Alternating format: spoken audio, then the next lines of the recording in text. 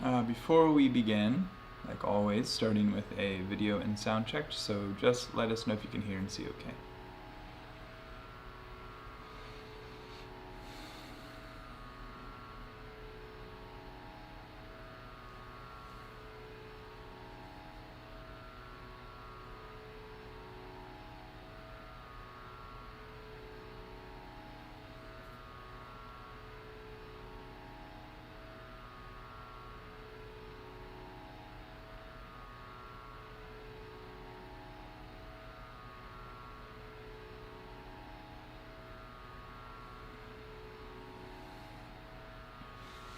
Okay, namaste, welcome.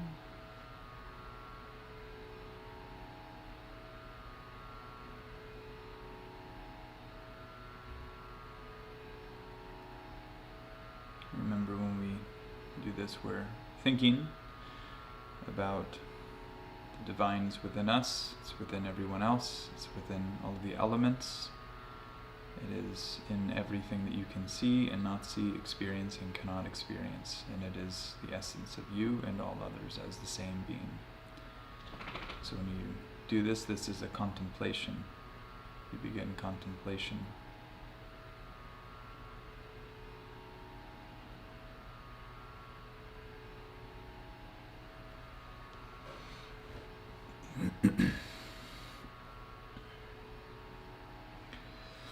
So we've explained Satsang many times before. It doesn't hurt to do it one more time.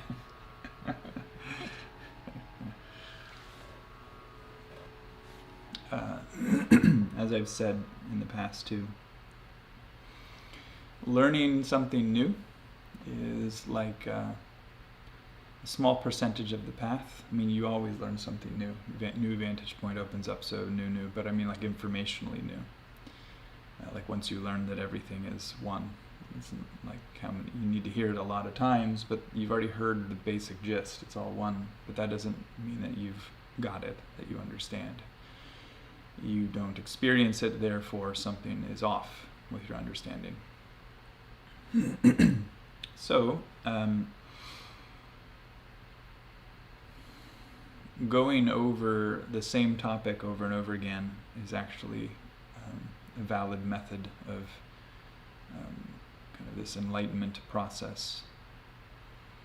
Because each time the idea is that you're in a different mood, you're in a different headspace, you are more or less attuned, sometimes less, but sometimes more.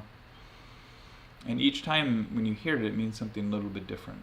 And so a teaching is not a sentence, it's a long, life-invested process of unfoldment on a particular topic. There's many topics, of course, that we're simultaneously undergoing the development and understanding, the deepening of. But when you hear one word, you can take that all the way to the absolute.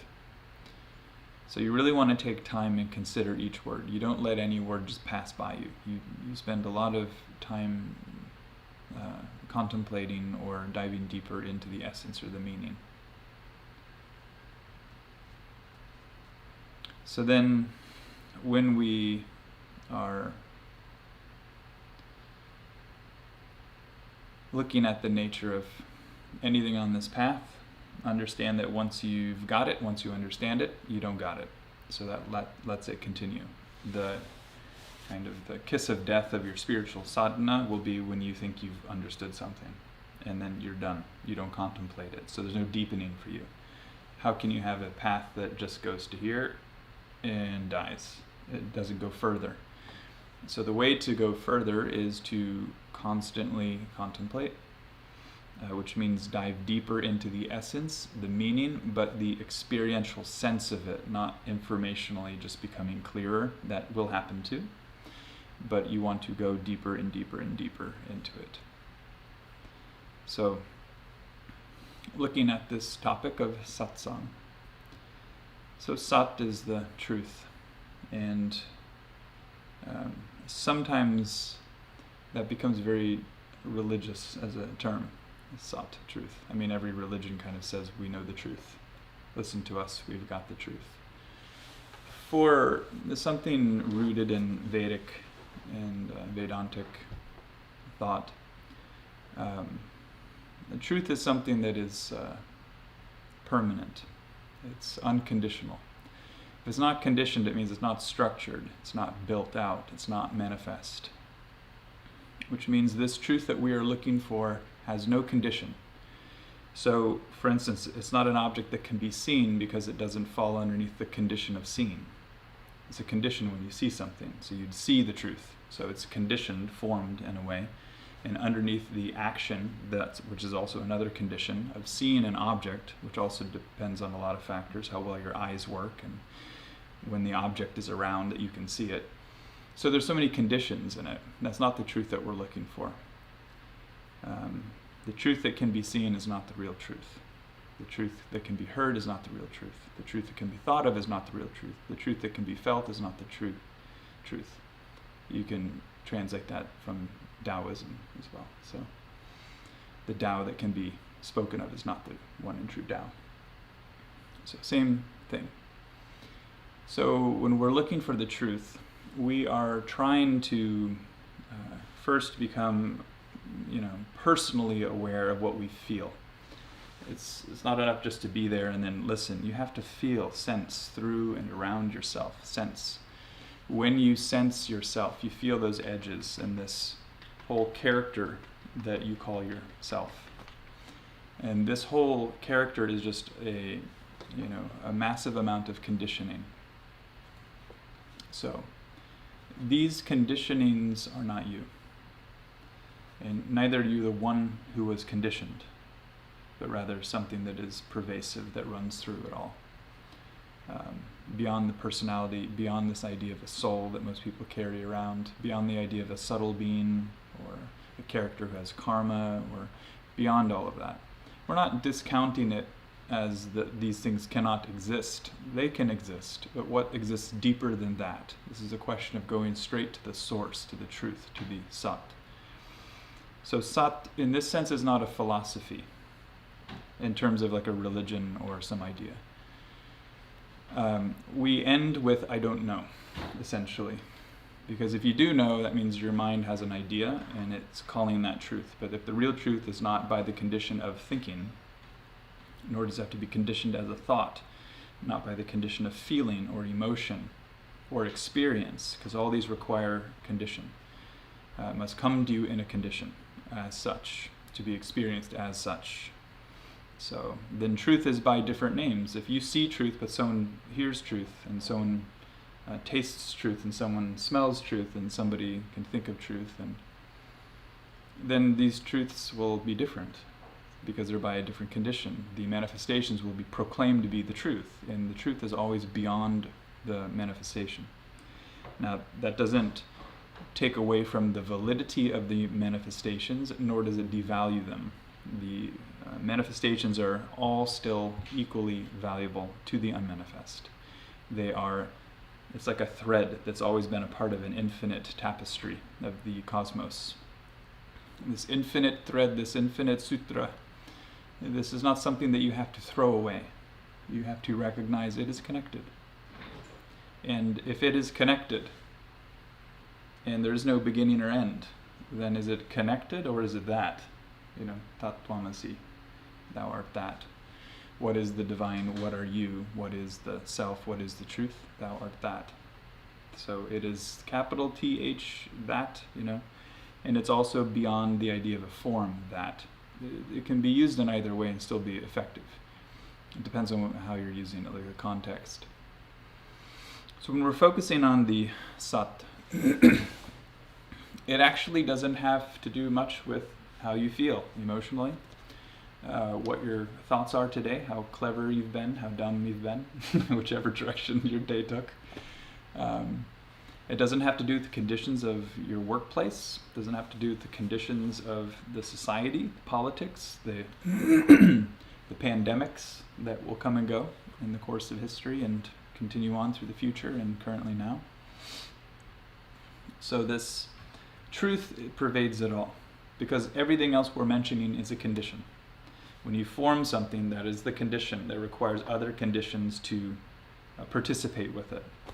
So, for instance, the condition of cold on Earth the cold temperature. I probably should just use a different analogy, but let's just go with it. So if it's cold outside, that's one condition. Well, now what's the other condition for me to recognize cold? I have to have a human body. So I require a condition to experience another condition. So you can see that it doesn't stop there. One condition requires another condition to experience another condition, which experiences another condition, and it's just like this chain of conditioning. It's not just one thing, like you're a you and that's a conditioning. It's a chain, constant chain. This chain is, bandhan, bondage, suffering, when you don't see it. When you see it and you see how it's all connected, and it's not a chain but a sutra, that it is not different from the infinite, then you're no longer bound. But if you don't see it, which means that you'll experience things as separate from you, experience things as separate from you, then you will, kind of in a way, karmically, you'll feel like you're paying the consequence. You suffer. So you can be happy, but only when the conditions are met. You can be sad, but when the conditions are met, or not met, and that's usually when we define it that way. So you can have your experiences, but they're all based off of the conditions. So the condition of you will have that connection and experience of the other conditioned object. So when people talk about they met God, or they found God, or they connected with God, or they talked to God, or that's a manifestation, and it may or may not have the depth of the connection that they are proclaiming. It doesn't really matter. It can be true, cannot be true. There's a lot to talk about this topic, so I'm not going to go into it. I'm sure a lot of minds might start activating. What did he just say? But the one who is attached to the truth, the infinite, formless, unmanifest truth, perennial truth, no beginning, no end, not bound by time but yet creates time, not bound by form but yet creates form, including divine forms. It's not bound by mantra but yet creates mantra, creates shabd, creates this vibration, this power that comes straight from the cosmic form, which all sound technically is. When has it ever been divided from? So when we focus on the sat, it's okay if people agree or disagree, because agreement or disagreement of a condition, of how things need to be met. What condition needs to be met for me to be friends with you? What condition needs to be met for us to be on good terms?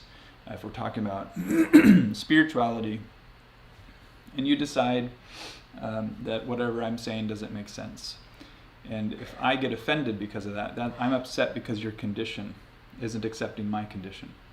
So this is society, that's people, that's ego. So when we're looking for sat, we're not looking for the conditions. We're not looking for agreement. Agree or disagree, it doesn't matter. Sat is still there. It's the formless truth that supports and holds all of this.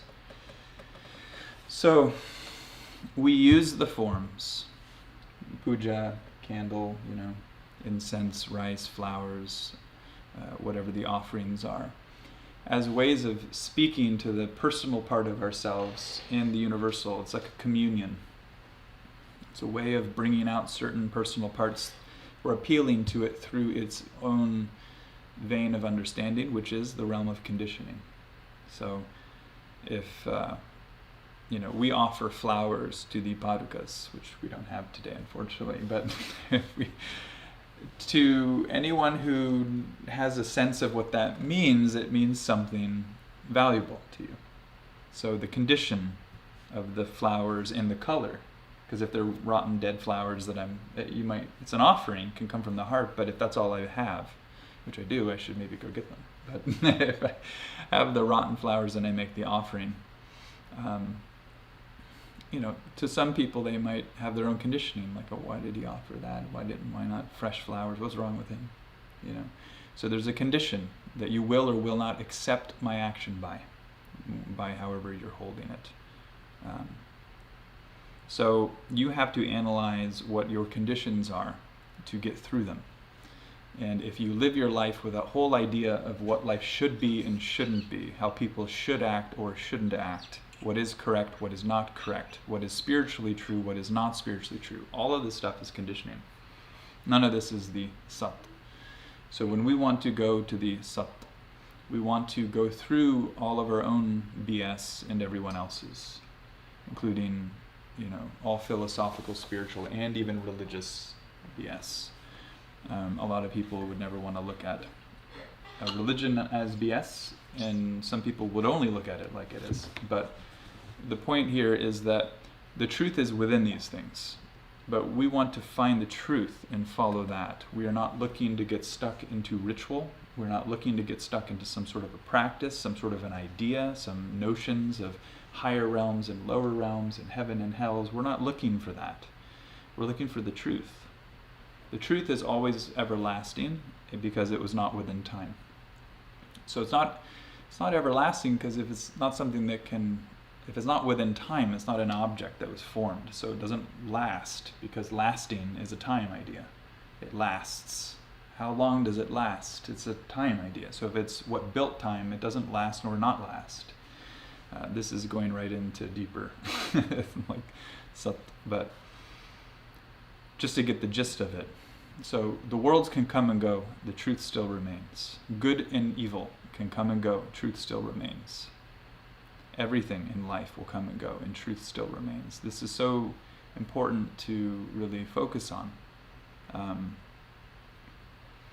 It gets forgotten, and very easily deep, very truthful gatherings, Satsang, that are supposed to be focusing on the ultimate turn into a religious festival, one of just social and fun and eating and wanting good blessings for your future, and it turns into something very surfacey, which there's nothing wrong with that. If that's where somebody's at, then that's fine.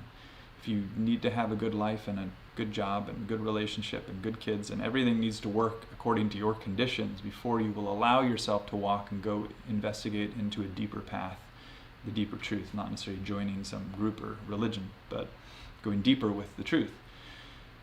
If you need your conditions to be met before you will surrender to the higher truth, the higher law, the Sat, then so be it. It's your life, so to speak. You don't really own it. That's why you can't call much. It's like life looks like it's a crapshoot. It's just happening. You try, but it doesn't always work within your power. That's to always show you that you're not really in charge of things here. You have some influence because you have a divine spark within you, but you don't call the shots.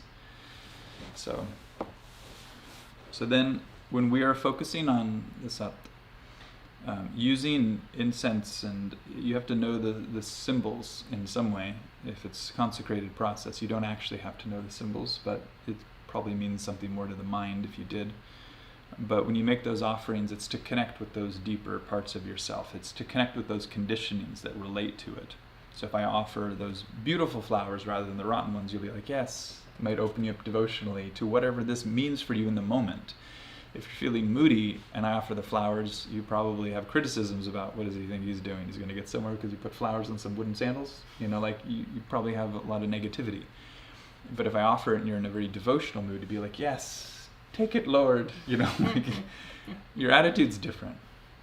So spirituality has a lot to do with interfacing or connecting with the person on the level of their own personality, their own structure of likes and dislikes, and the kind of motivational efforts that are used to manipulate the particular situations to go acquire what it is that we have set our eyes upon, and to push away the things that we do not want to be a part of our life.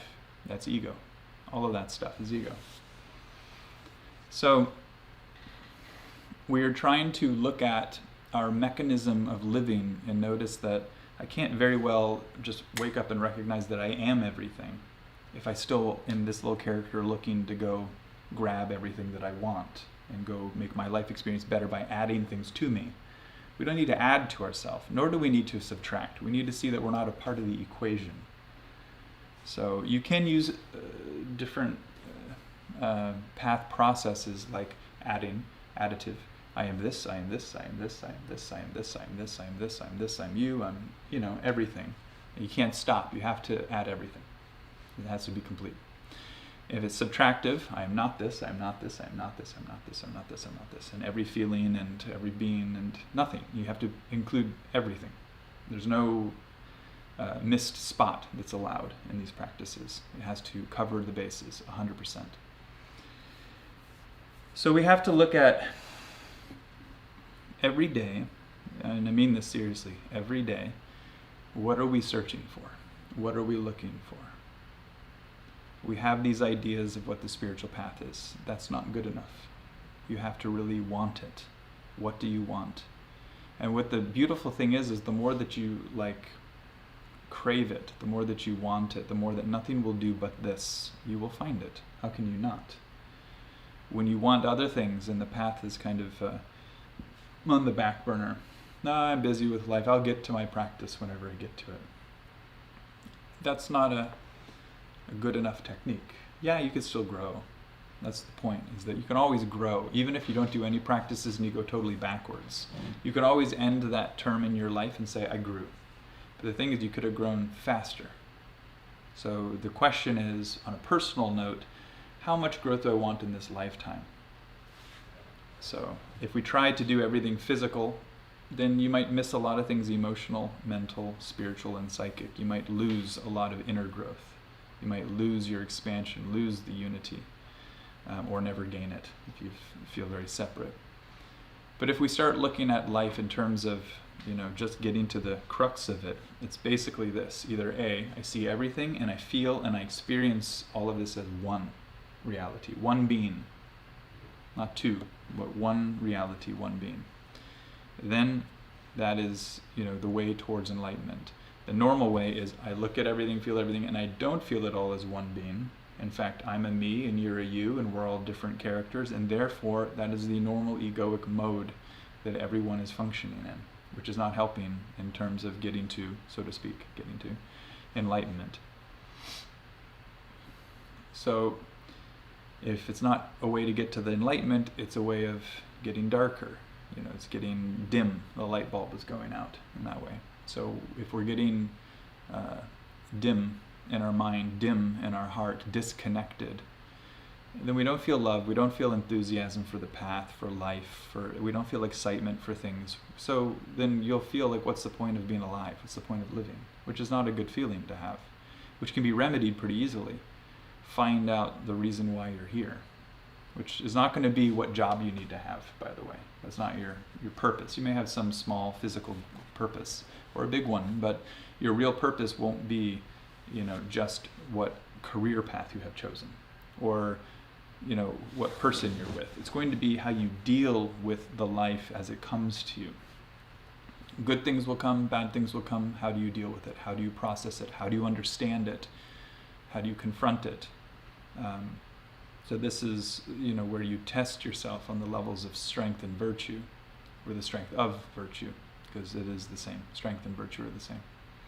But virtue includes a wider array of things, of course. Love, peace, compassion, surrender, helpfulness, curiosity in the mind always uplifted, looking for the good things, curious in that way. So optimistic, probably a better way of using that term. So looking for the truth is not looking for some object called the truth. It's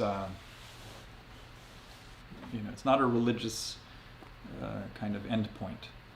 It's better to treat it as an infinite continuum, because then you never get to some point where you think you've done it, and then you allow for growth to continue. But if you think that you're trying to find some endpoint, one thing is you'll always feel like you're the person on the other side of the end point that doesn't have it. You'll always kind of feel like antsy and frustrated. And sometimes if you just question whether or not I am where I think I am, that dissolves a few problems. Some conundrums go away. They may come back later, but at least temporarily the experience of not having the same conundrum can be very freeing. So we might sometimes feel, I'm so far away from the goal. How do you know? What is the goal? Who are you? And just by contemplating on a deeper level, it might challenge your sense of where you think or feel you are. Because a lot of the times, or one could argue all of the times, where you feel you are is just mental and emotional impressions. So if you released those impressions, where would you be? You might say in the body, but if your mind released all impressions, it would not have an impression of the body. You would not know that you were in a body, or in this world, or in this life. That's a huge topic, and there's integrative levels and isolated levels, and we're not going to get into that, but it's the deeper side of movement into those, I don't want to call them states, but because they come and go and they're temporary, and they're also evolutionary parts of the process, we can call them states. And some can remain, but that doesn't mean you've reached some high echelon of development. It just means you've reached one part, and then you keep going. So when we're looking for the truth, we don't want to get stuck on the part, we want to keep going, which means that a true evolved seeker, no matter how high they go, they never think they're high. More of a new spiritual seeker might not have gone very high, and they think they're extremely high. And the beginner might have some basic experiences of expanded consciousness and feel themselves to be one with things to some degree. There are limits to it. And they'll feel that there's nowhere else to grow to. That's another sign of a beginner. So the more advanced you go, the less you claim anything. You just become completely open and humble. You don't want to claim anything. You have no need to claim anything. There's no desire to claim anything. And there's no benefit of claiming anything.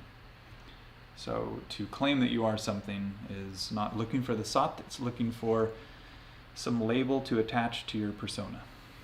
So a real truth seeker sometimes looks like somebody who is there. It's hard to imagine that they're a part of or not a part of a tradition, like some spiritual thing or a religious thing. They just don't seem like they fit anywhere, because they're not trying to fit anywhere.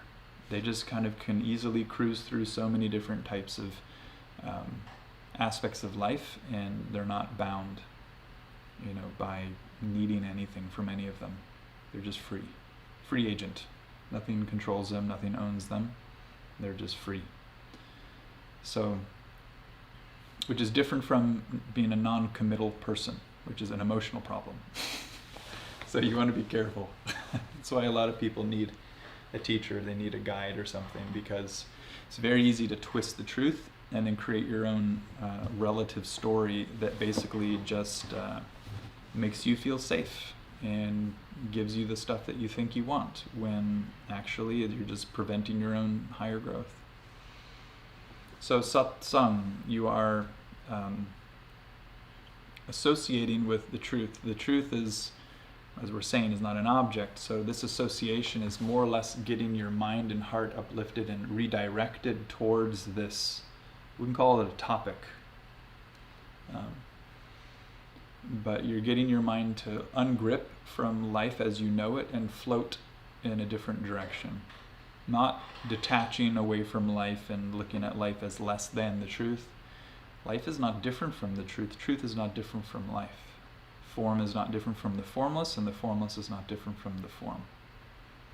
So, and when you're at that level of realization, that's not even enlightenment. That's just a higher level than the other levels. So it's a whole process. And when you understand these things, that's not what I'm talking about. When I say understand, I mean you are this. Your reality is that. It doesn't go away. So it's helpful to know that you can move into these states, and they are transitional. It's like you're on a bus and you're stopping at so many bus stops, so each bus stop is not it. You may have gone further, you may have arrived, but you haven't reached. And the thing is that when somebody's really searching for the truth, we're not trying to reach anything.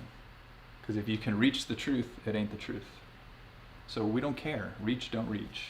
But we still strive. It's an interesting thing. Kind of a motivationless striving.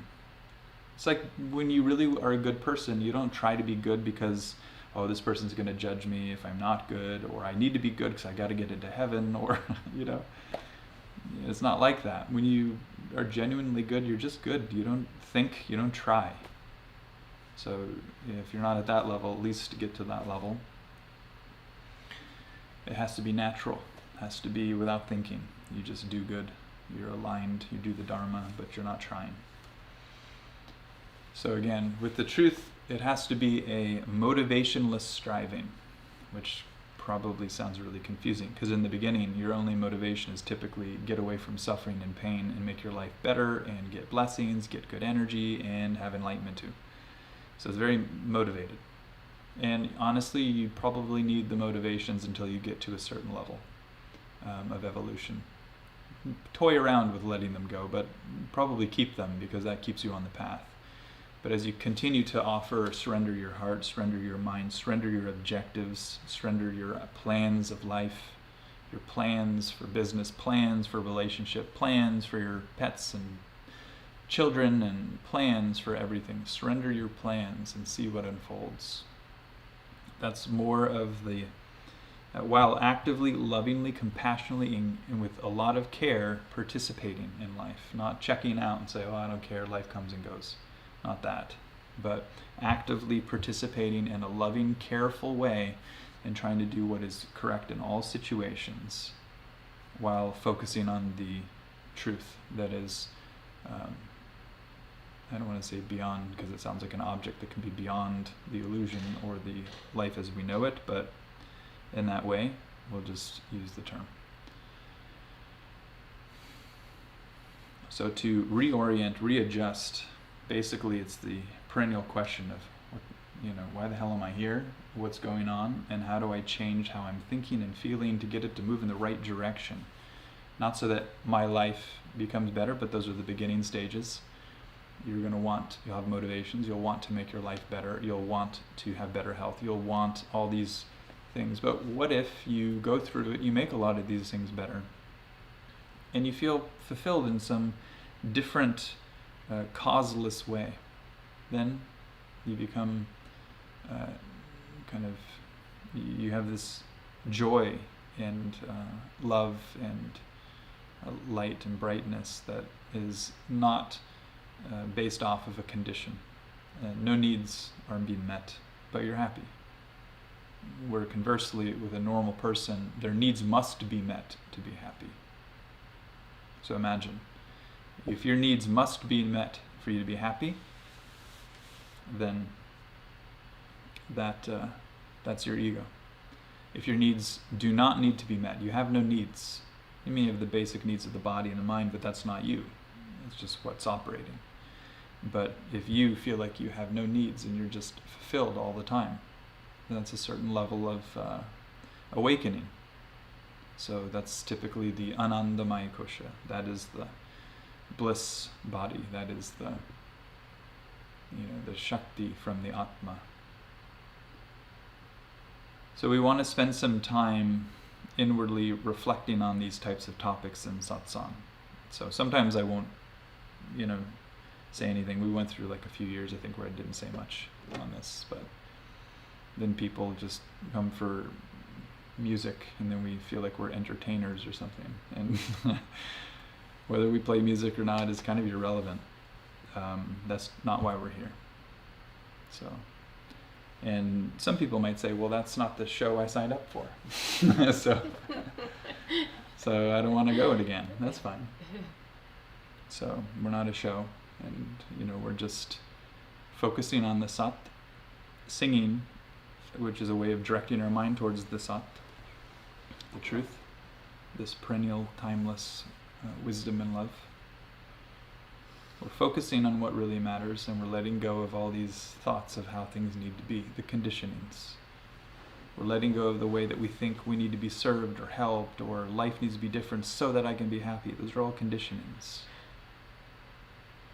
We're trying to just find the truth, which is unconditional love.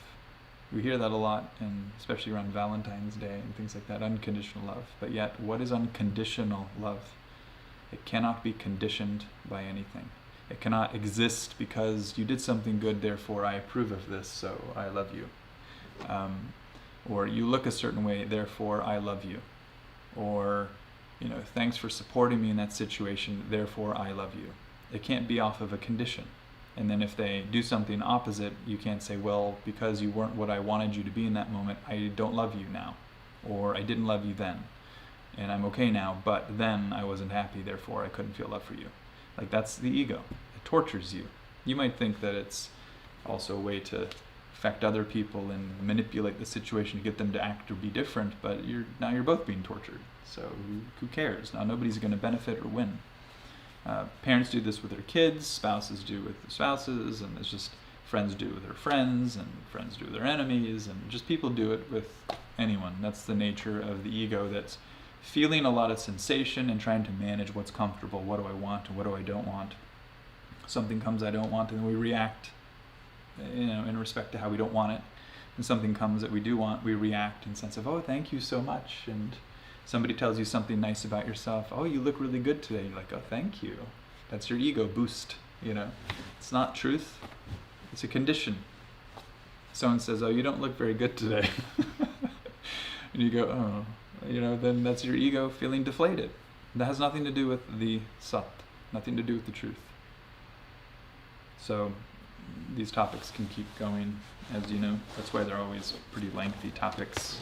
It's hard to talk about this stuff in like 5 minutes or 10 minutes, because then you can't do it justice. But just to leave it there for some deeper contemplation, you have to navigate the mind in a healthy way, uplifted towards this higher truth. Truth is always, there's only one being. So then you have to reflect on, okay, then what do I think I am? There's only one being. Why do I feel so much that I'm me and I'm not this one being? Why do I feel like I'm me and you're you and we're not the same thing? How do we get past this? And it's all about how much you identify coming through this localized form. All the sensations come in through the body, through the mind, through the emotions, through this whole system that you're feeling attached to, and therefore you're claiming that all this stuff is you. But interestingly enough, once you resolve the karma, the conflict, it's the conflictual energy, it's these waves, these vibrations. Once you calm them, calm the vibrations, bring it from super distressed beingness all the way to savikalpa samadhi, and then nirvikalpa samadhi, to the going beyond nirvana, going beyond the fluctuations. So once you go beyond the fluctuations, and then when there's no more fluctuations, there's no more edge. When there's no more edge, you can't identify with being the body or not being the body. It's a non-topic. It's not about you've transcended the body and you're not the body. It's more like it's a non-topic. Who is there to make a comment on being or not being?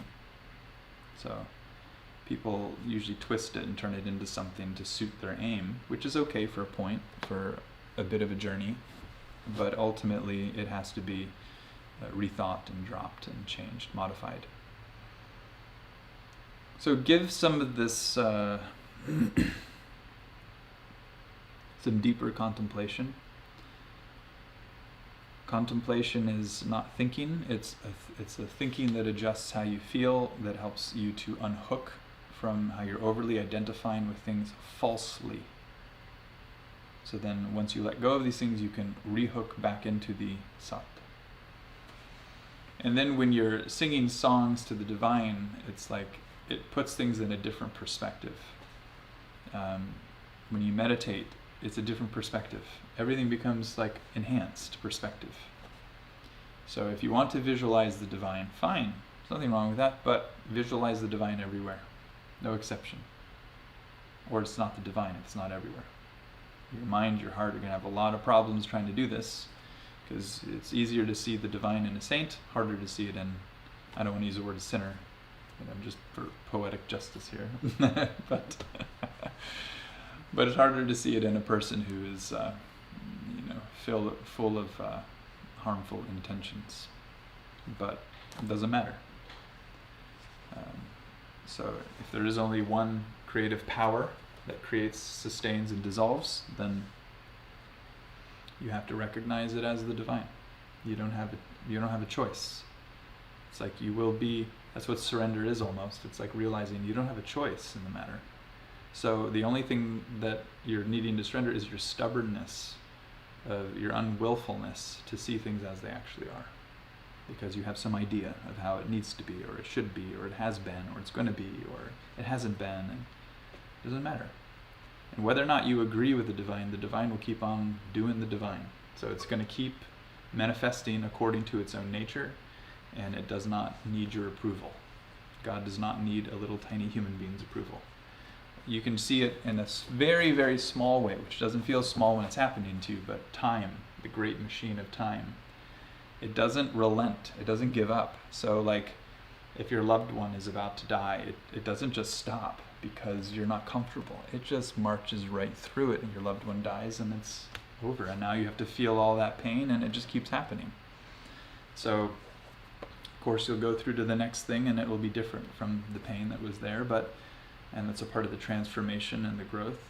But that's kind of the point here, is that if quote unquote, God makes time, and time is unrelenting, it just does what it needs to do, whether or not you're on board, whether or not you accept it. You can see how like petty your own desires are. Oh no, don't make this happen. Oh, please make this happen. Who cares about what you really think is supposed to happen or not supposed to happen? If time doesn't obey you, then why is God that creates time?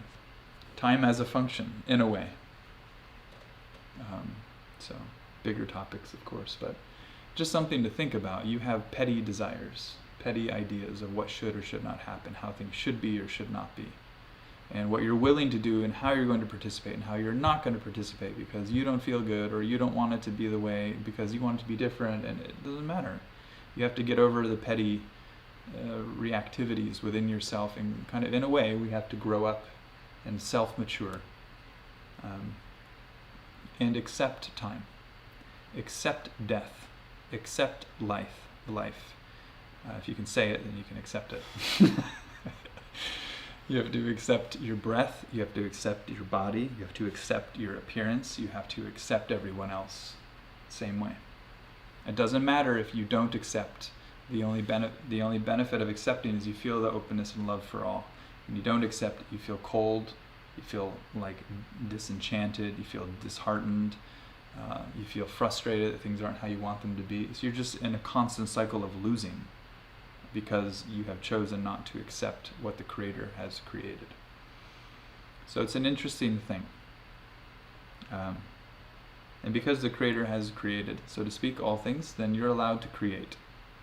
And you're allowed to accept or not accept. You can. But look at the effect that happens to you when you don't accept. And again, when I say accept, I have to say this over and over again, like a contract almost. Like, you're not agreeing with anyone, so you don't have to agree. You have to accept, but that doesn't mean you have to see how they see. You have to see for compassion how they see, but that doesn't mean you agree with how they see. But you have to be careful with that too, because you don't want to get so stubborn where you think that, you can say what you want, do what you want, you don't have to agree with anyone. Because now you give a stubborn person full permission to be infinitely stubborn, which is not helpful for them. Anyway, infinite topics here, so that's why the Sat is beyond all of this, yet there's the teachings are all directional, kind of energetic processes that help to uplift and pull you up and point the mind and take the heart and point the heart and take your life and point the life, and that is what we are trying to do. It's a constant pointing.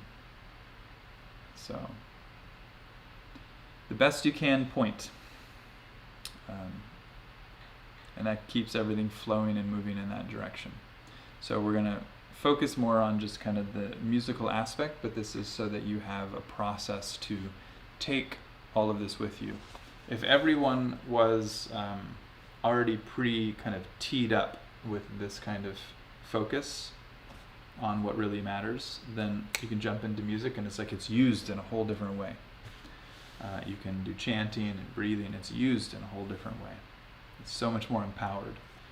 If you're not teed up in this way, and you're stressed in your whole life, and you sit down and you're going to get, watch a show, satsang show, then you probably won't get much out of it. You'll get something, of course, but do you want something or do you want a lot? And so we're trying to give you everything we can, but it depends on how much you want. And the more your mind and heart are open, the more you can receive. The more they're closed and the wrong view you have of things, the less you can get impact or benefit from. So that's the primary thing here. All right, so I didn't do the puja because I kind of did it prior, but we can still do it for the sake of everyone.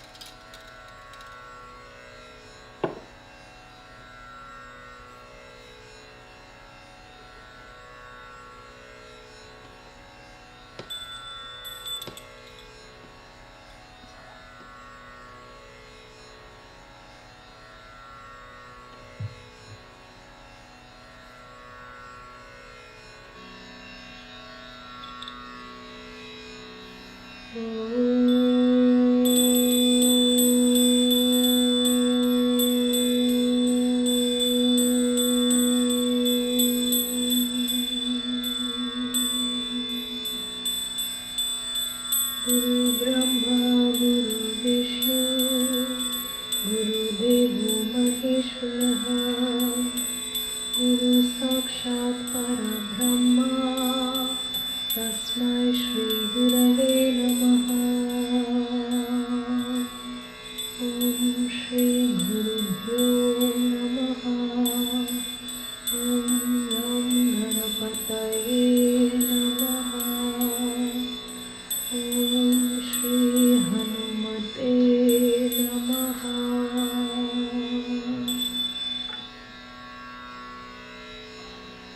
So you can take the energy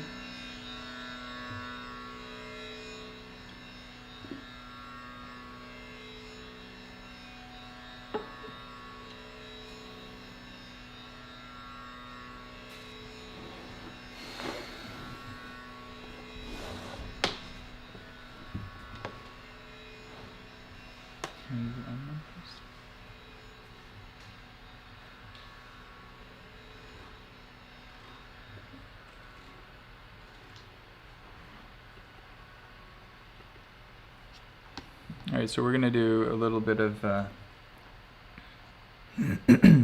breathing practice. Nothing major. So just going to be breathing in and out calmly and quietly. So we're going to play a little bit of music. It'll be a little guided, but mostly you'll just be breathing deeply and slowly by yourself. So if you want, you just take a deep breath in.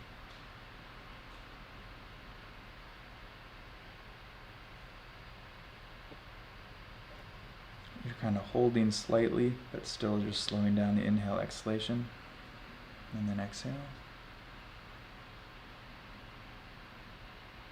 You're just slowing down the transition between the exhale and the inhale. Keep it moving, just like one big circle.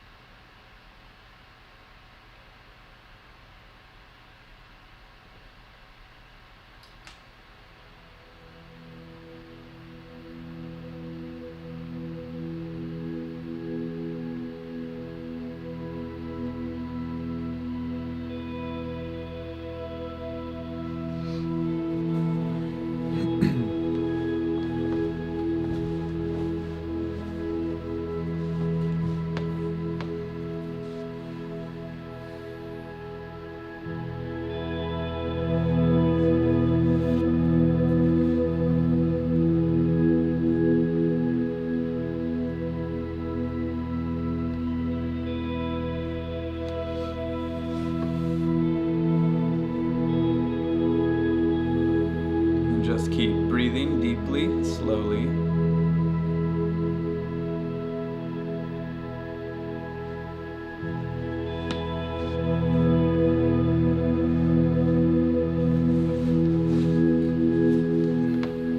Try to manage the breath by focusing on every little tiny iota of a feeling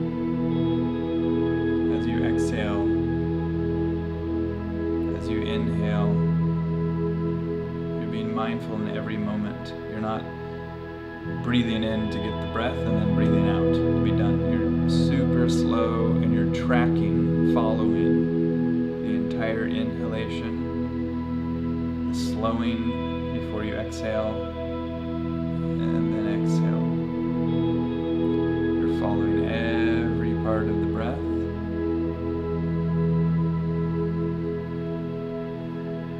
If you need to use your hand, as I was just doing, to help give you some sense of speed, go for it. Use your hand in inhaling.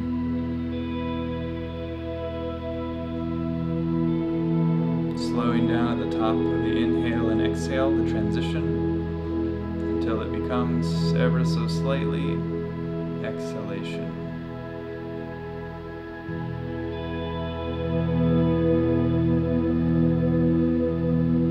Transitioning ever so slightly into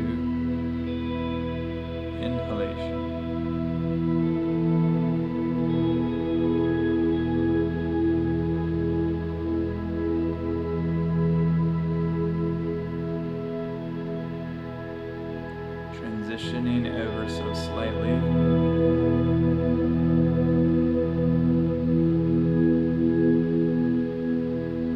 Into exhalation.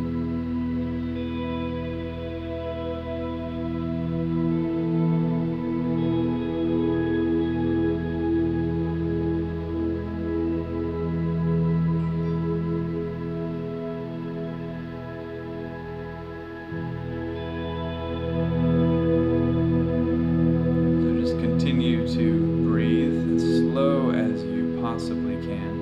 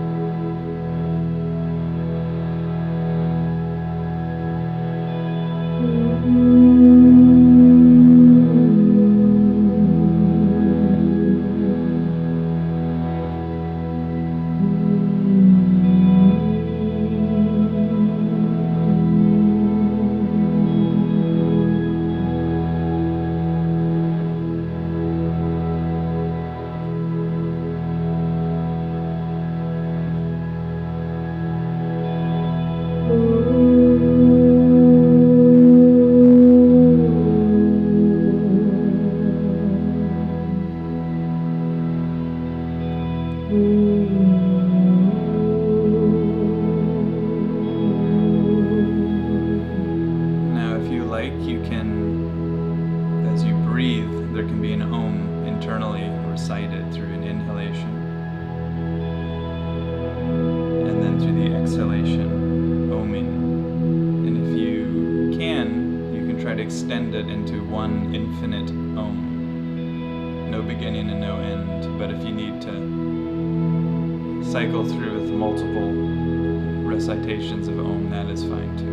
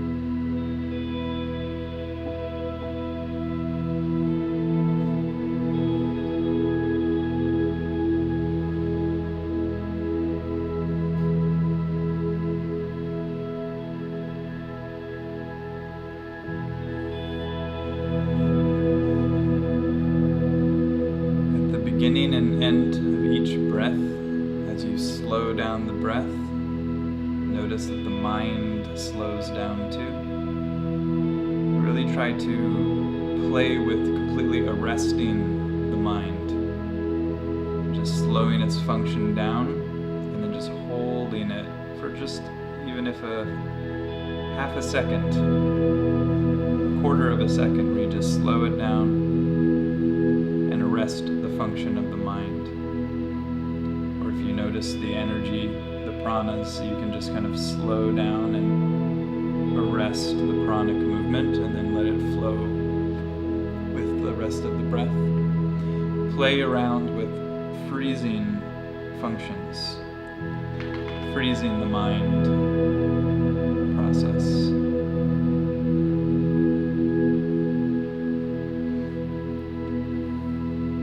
This trains you to go deeper into meditation.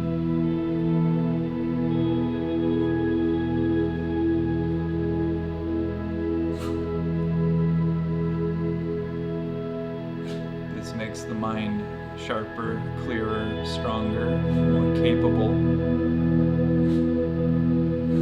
meditation, higher reflection, and also just de-stressing, feeling calm, letting go of all those edges that you don't even know you have, but the amalgamation of all of those energies, those edges, is the feeling of a you.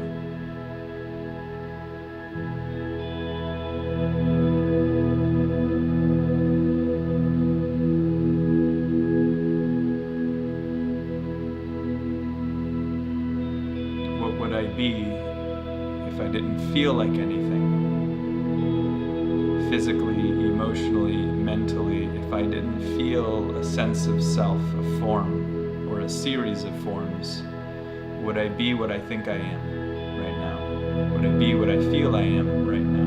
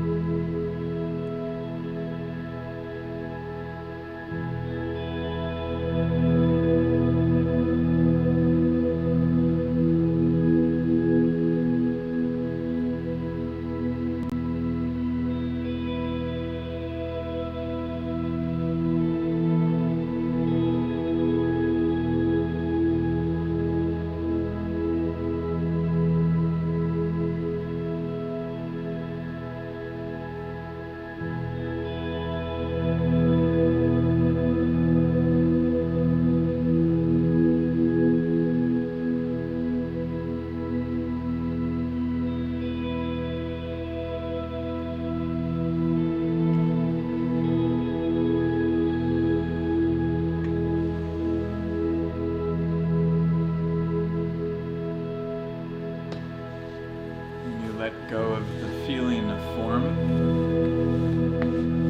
You let go of the feeling of function. So activity stops. When there's no activity, you cannot identify, which is an activity, you cannot identify it with being or non-being.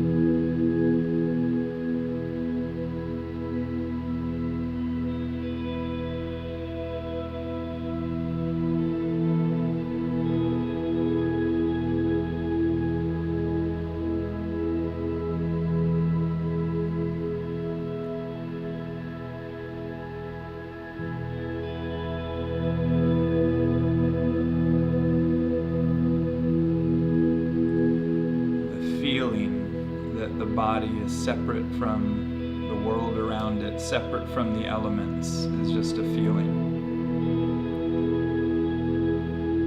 The elements that built this body come from that world, the world around you.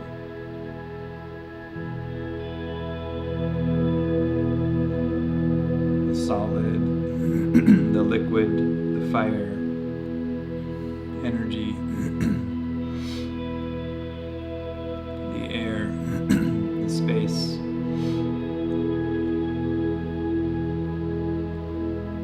This body is property of the universe. And your sense of self that feels so much like its own property is also property of the universe. So when it comes down to it, what do you own? It all belongs to this Mayic cycle, this universal process.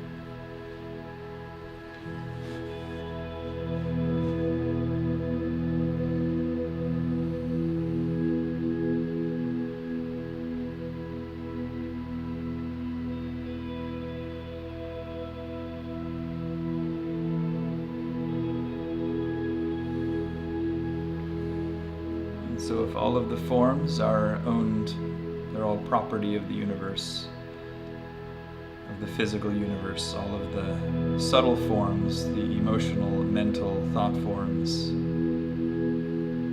the psychic phenomena forms, the subtle forms.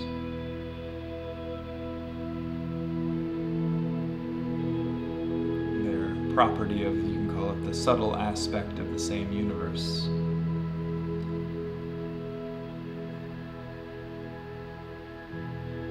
Feelings of selves, this duality is owned also by the universe, so you don't own anything. Nothing is yours. So what are you when even the sense of you is not yours?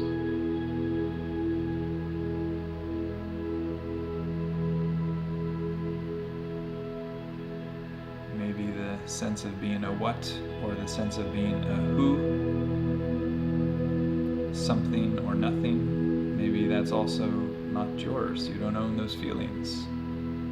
They belong to the sensory bodies, sensory aspects of mind and form. And those are owned by the cosmos, property of the universe, so what do you own? Nothing.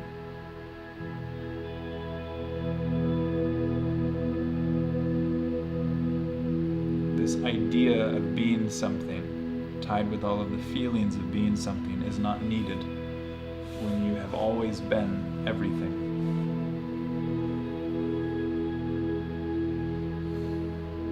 The ego forgets that it's everything and creates, by its limited sensations, thoughts, and feelings, a feeling of, well, then I must be this thing. It doesn't remember, it's ignorant, it doesn't recall that it is everything, because it can't by the nature of what it is. It is a limitation, a block, an inability to experience wholeness. And so then it creates a theory based off of sensations, thoughts, and emotions.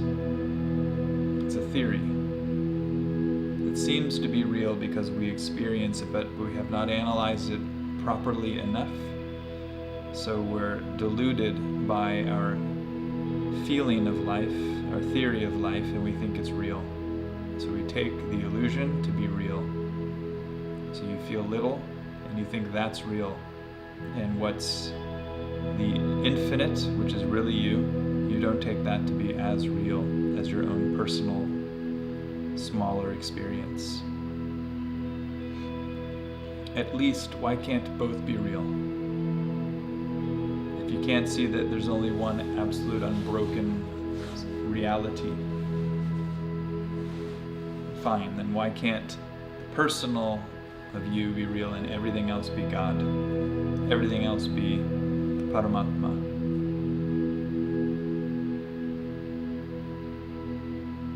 The Supreme. Why must there be a division? If there is a division between you and the divine, where is that marker? Where have you made up the line of where you end, where you start and where you stop? Where does the Supreme Beloved start and stop?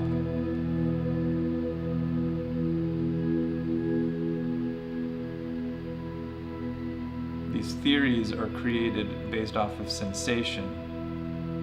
And so because there was factually a sensation, we believe that the theory that is posited off of it must be correct. So we just go with it. Because we don't have a replacement theory. So we just run with the feeling and the idea and the sense of I'm me. And I have nothing to do with anything else.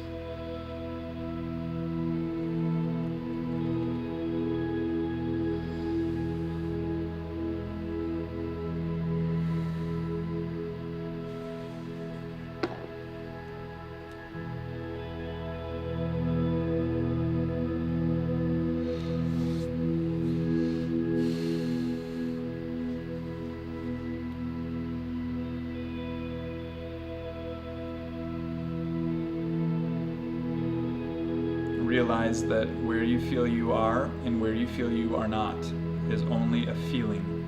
It is a feeling. You feel where you are and you feel where you are not. It is just a feeling. And from that feeling arises the thought of what it must be then, of what you must be, of what that which you are not must be. So you make up an idea about what everything is or is not.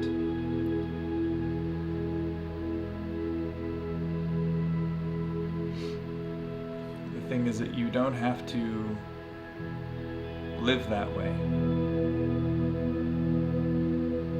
You don't have to continue thinking that way. Just because you thought incorrectly in the beginning doesn't mean you have to end it with the same amount of incorrectness. And that is why we search for the correctness or the sat. We search for the truth. We let go of our feelings, our experiences of where we are and where we are not. We are either not anywhere, including where we feel ourselves to be, or we are everywhere, including where we feel ourselves not to be.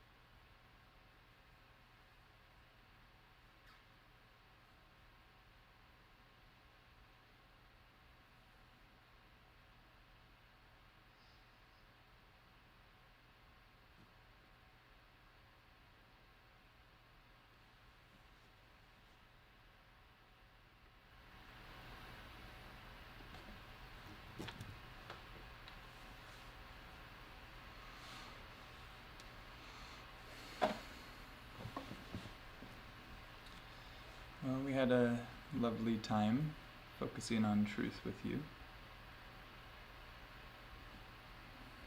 May you feel that clarion call level of inspiration, where you know that this is what your life is for, to focus on the ultimate, focus on the truth. No matter what you do in your life, you have the option, you have the ability also to focus on the truth.